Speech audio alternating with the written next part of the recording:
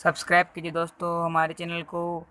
Notification पाने के लिए बेल आइकन को प्रेस कीजिए। Good morning student, welcome to online class. आज की हमारी क्लास है 9th क्लास, सब्जेक्ट है साइंस, लेसन नंबर है हमारा आज का 6, टॉपिक है उत्तक टिश्यूज। ठीक है, सबसे पहले देखते हैं उत्तक के बारे में कि उत्तक होता क्या है। ठीक है, सबसे पहले है उत्तक। क्या होता है उत्तक, चलिए देखते हैं। कोशिकाओं का ऐसा समूह, किसका? कोशिकाओं का ऐसा समूह जिसमें कोशिकाएं आकृति में एक समान होती है तथा किसी कार्य को एक साथ संपन्न करती है, उत्तक कहलाते हैं। चलिए परिभाषा नोट करना कि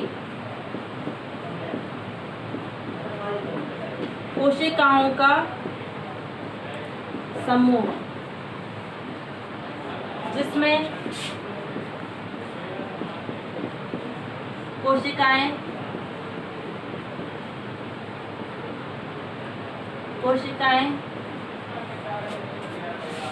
आकृति में एक समान होती है और किसी कार्य को एक साथ संपन्न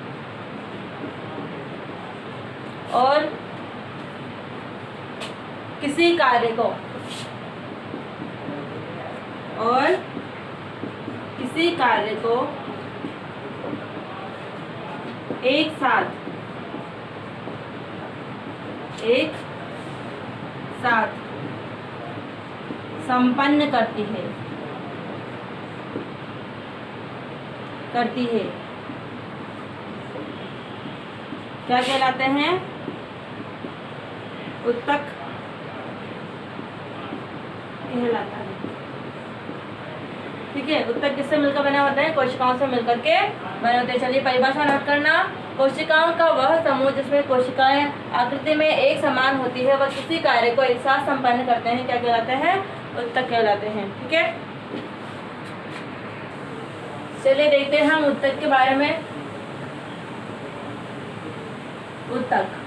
उत्तक को मुख्य रूप से 2 भागों में बांटा गया है।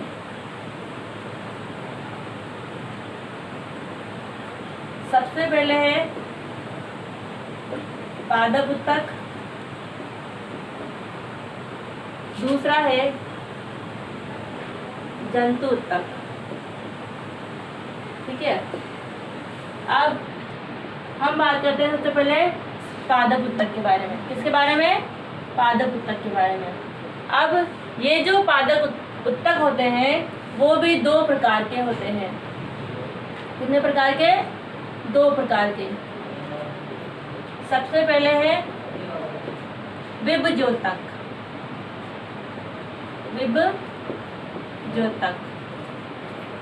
और ये होते हैं दूसरा स्थायी उत्तक। ठीक है, पहला कौन सा है? विभज्योतक। दूसरा कौन सा है? स्थायी उत्तक। अब हम बात करते हैं विभज्योतक के बारे में। तो विभज्योतक जो होते हैं वो भी 3 प्रकार के होते हैं। कितने प्रकार के होते हैं? 3 प्रकार के। कौन कौन से होते हैं? शीर्षस्थ भाग, दूसरा है कैम्बियम जिसे बोलते हैं पार्श्वीय भाग, और तीसरा है अंतर्विष्ट भाग। ठीक है, कितने प्रकार का हो गया विभज्योतक? 3 प्रकार का। पहला शीर्षस्थ भाग, दूसरा कैम्बियम, तीसरा अंतर्विष्ट। अब हम बात करते हैं स्थायी उत्तक के बारे में। किसके बारे में? स्थायी उत्तक के बारे में। स्थायी उत्तक जो होते हैं वो भी 2 प्रकार के होते हैं। कितने प्रकार के? 2 प्रकार के। पहला है हमारे पास सरल स्थायी उत्तक।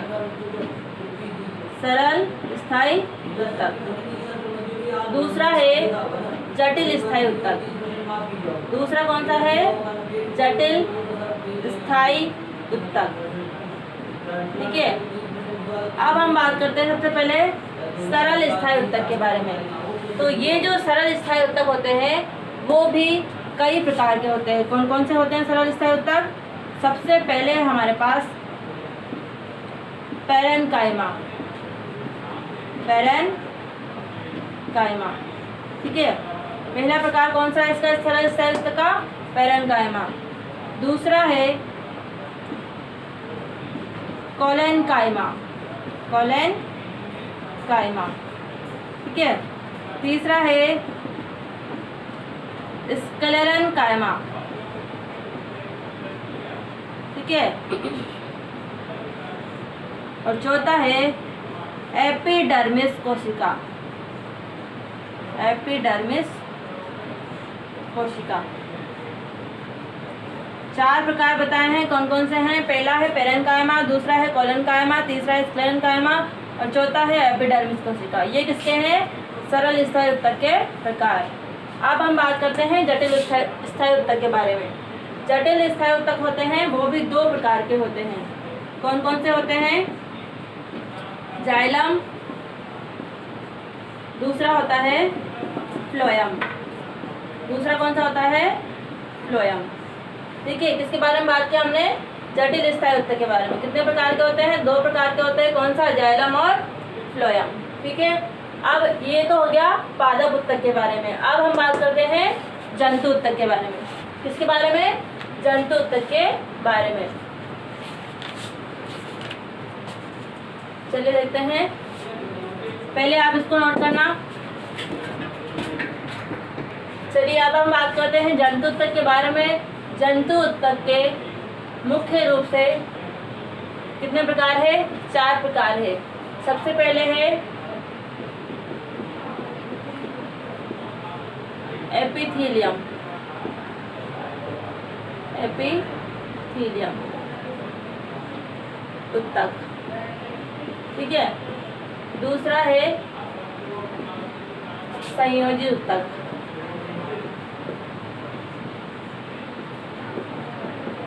तीसरा है पेशीय उत्तक और चौथा है तंत्रिका उत्तक।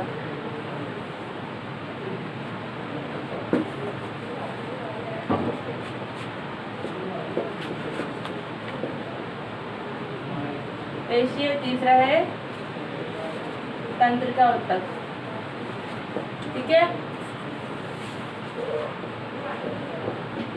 अब हम सबसे पहले बात करते हैं एपिथीलियम उत्तक के बारे में। किसका प्रकार है ये? जंतु उत्तक का। पहला कौन सा है? एपिथीलियम, दूसरा संयोजी, तीसरा है पेशीय और चौथा है तंत्रिका। अब हम बात करते हैं एपिथीलियम उत्तक के बारे में। एपिथीलियम उत्तक भी 4 प्रकार का होता है। कितने प्रकार का? 4 प्रकार का। कौन कौन से हैं? शल्कीय एपिथीलियम,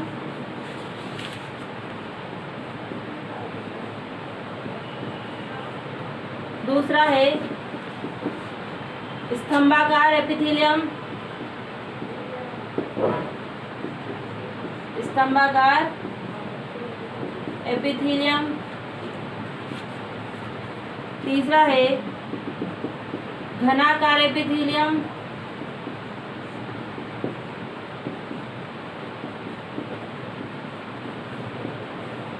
चौथा है हमारे पास सल्की स्तरित एपिथीलियम, एपिथीलियम। ये किसके प्रकार है? एपिथीलियम के। नोट कर लेना इनको। एक बार फिर से देख लेना। जंतु उत्तक को 4 भागों में बांटा गया है। एपिथीलियम उत्तक, संयोजी उत्तक, पेशीय उत्तक, तंत्रिका उत्तक। एपिथीलियम को भी 4 भागों में बांटा गया है। सल्की एपिथीलियम, स्तंभाकार, घनाकार और सल्की स्तरित। नोट कर लेना इनको। चलिए इन्हीं उत्तकों को अब हम विस्तार से पढ़ते हैं। उससे पहले मैंने बताया था उत्तक के 2 प्रकार बताए थे। कौन से थे? पादप उत्तक और दूसरा जंतु उत्तक, जंतु उत्तक। सबसे पहले पढ़ेंगे अपन पादप उत्तक के बारे में। पहला कौन सा है? पादप उत्तक। चलिए देखते हैं पादप उत्तक को। में अधिकांश उत्तक मृत होते हैं, किंतु ये पौधों को यांत्रिक शक्ति देते हैं तथा इनमें कम अनुरक्षण की आवश्यकता होती है। ये क्या हो गया हमारे पादप उत्तक। इसके बाद है दूसरा जंतु उत्तक। चलिए देखते हैं जंतु उत्तक क्या होते हैं। ये पौधों के अपेक्षा अधिक ऊर्जा का उपयोग करते हैं, साथ ही अधिकांश जंतु उत्तक जो होते हैं वो जीवित होते हैं। इसमें तो क्या होते हैं, मृत होते हैं, और इसमें क्या होते हैं, जीवित होते हैं। जो सजीव होते हैं वो जीवित होते हैं और इसमें क्या होते हैं, मृत होते हैं। ठीक है, इसके बाद हम बात करते हैं अब पादप उत्तक पढ़ लिया, जंतु उत्तक पढ़ लिया, पादप उत्तक के प्रकार कौन कौन से प्रकार थे।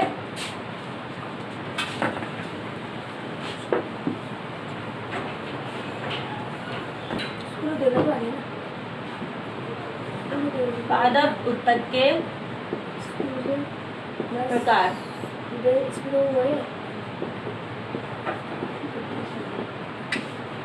कौन सा है,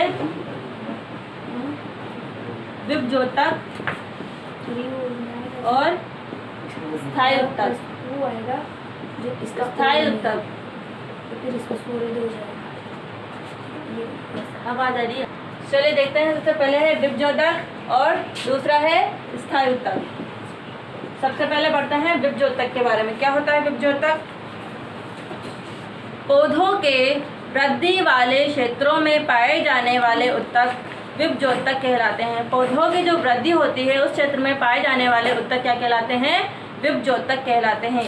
ये प्राय शीर्षस्थ भाग, कैम्बियम भाग व अंतर्विष्ट भागों में उपस्थित होते हैं। इन उत्तकों की कोशिकाएं अत्यंत क्रियाशील होती है। ये पौधों के वृद्धि वाले क्षेत्रों में पाए जाते हैं।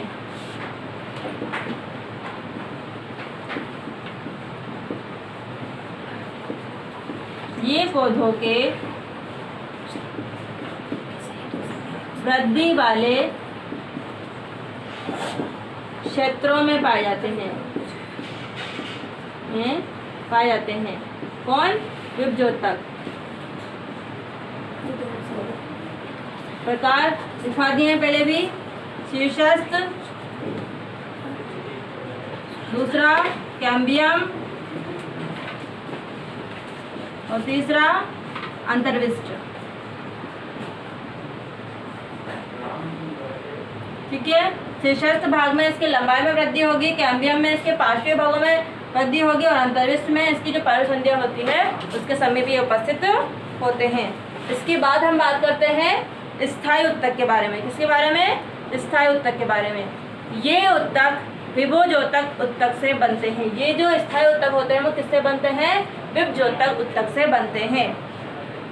ठीक है, विभज्योतक की कोशिकाएं विभाजित होकर के विभिन्न प्रकार के स्थायी उत्तकों का निर्माण करती है। अब हम बात करते हैं स्थायी उत्तक के बारे में। स्थायी उत्तक के दो प्रकार बताए थे, कौन कौन से थे, सरल स्थायी उत्तक और दूसरा जटिल स्थायी उत्तक।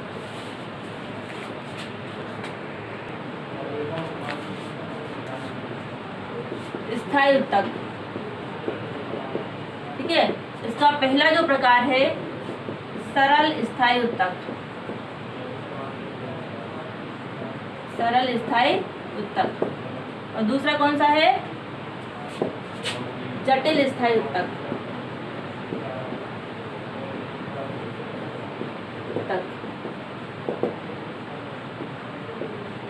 ठीक है, चलिए देखते हैं सबसे पहले सरल स्थायी उत्तक के बारे में। ये क्या होते हैं, सरल स्थायी उत्तक जो होते हैं वो तीन प्रकार के होते हैं। सबसे पहले है पैरेन्काइमा। सबसे पहला जो है वो क्या है, पैरेन्काइमा। चलिए देखते हैं पैरेन्काइमा के बारे में। क्या होता है पैरेन्काइमा? ये कोशिकाएं उत्तक के आधारीय पैकिंग का निर्माण करती है। यह पतली कोशिका भित्ति वाली सरल कोशिकाओं से निर्मित होती है। यह पौधों को सहायता प्रदान करती है। वह भोजन का भंडारण भी करती है, भोजन को इकट्ठा करने का कार्य करती है। कुछ पैरेन्काइमा उत्तक में पर्णहरित होते हैं, उन्हें कोलेन्काइमा या हरित लवक जो उपस्थित होते हैं उसे क्या कहा जाता है? क्लोरेनकाइमा कहते हैं। और कुछ में वायु गुहिकाएं होती है, उसे एरेनकाइमा कहा जाता है। कुछ पैरेनकाइमा में हरित लवक उपस्थित होते हैं। क्या उपस्थित होते हैं? हरित लवक। उसे क्या कहा जाता है? क्लोरेनकाइमा। और कुछ में क्या होते हैं? कुछ पैरेनकाइमा में वायु गुहिकाएं पाई जाती है। क्या? वायु गुहिकाएं। इसे क्या कहा जाता है? एरेनकाइमा। नोट कर लेना है सभी। जिसमें हरित लवक पाया जाएगा वो क्या हरित लवक पाया जाएगा उसे क्या कहेंगे? क्लोरेनकाइमा। जिसमें वायु गुहिकाएं पाई जाएगी उसे क्या कहा जाएगा? एरेनकाइमा कहा जाता है। ठीक है। दूसरा आता है कोलेनकाइमा। अलग अलग है ये। वो है क्लोरेनकाइमा, ये क्या है? कोलेनकाइमा। चलिए देखते हैं क्या होता है कोलेनकाइमा। ये लचीले होते हैं तथा पौधों को यांत्रिक सहायता प्रदान करते हैं। ये एपिडर्मिस के नीचे पर्णग्रंथ में पाए जाते हैं। इनकी कोशिकाएं जीवित, लंबी व अनियमित ढंग से कोनों पर मोटी होती है। इसके बाद है sclerenchyma.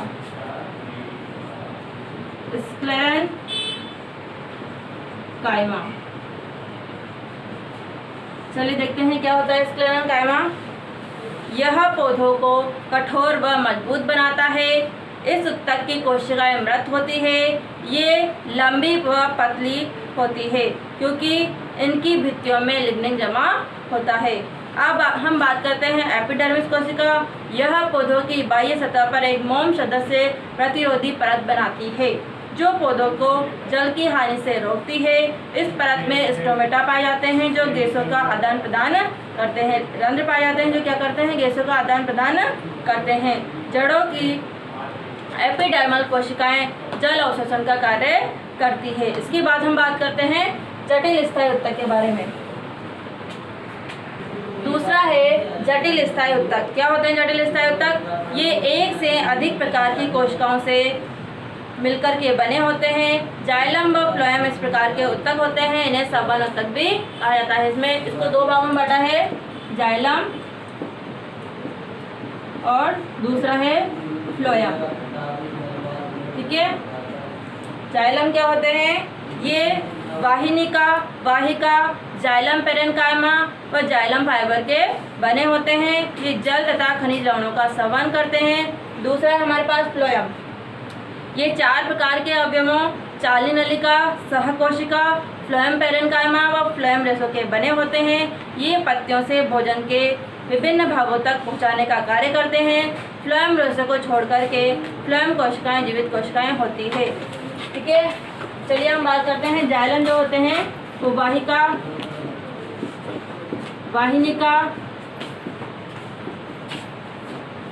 Xylem parenchyma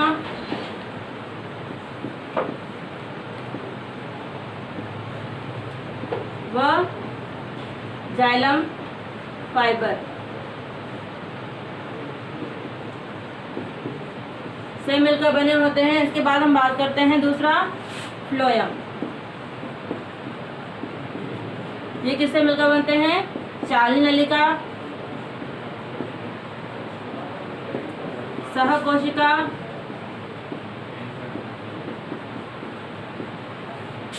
phloem parenchyma,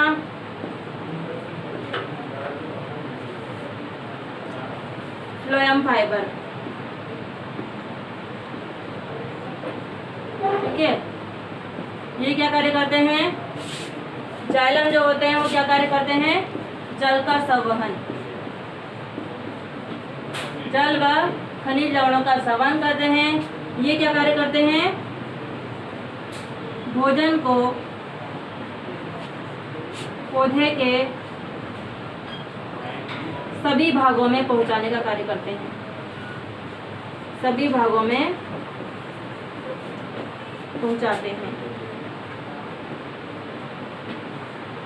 पहुंचाते ठीक है। जाइलम जो है वो किस किस से मिलकर बने होते हैं? वाहिका, वाहिनिका, जाइलम पेरेन्काइमा, जाइलम फाइबर के। फ्लोएम किससे मिलकर बने होते हैं? चाली नलिका, सकोशिका, फ्लोएम पेरेन्काइमा, फ्लोएम फाइबर के। ठीक है। इनका कार्य है जल व खनिज लवणों का संवहन। इनका कार्य है भोजन को पौधे के सभी भागों तक पहुंचाने का इनका कार्य है। ठीक है। ये आज का जो हमारा टॉपिक है वो यहाँ पे कंप्लीट हो चुका है। इसके बाद है जंतु तक, वो अपन नेक्स्ट क्लास में पढ़ेंगे। ठीक है।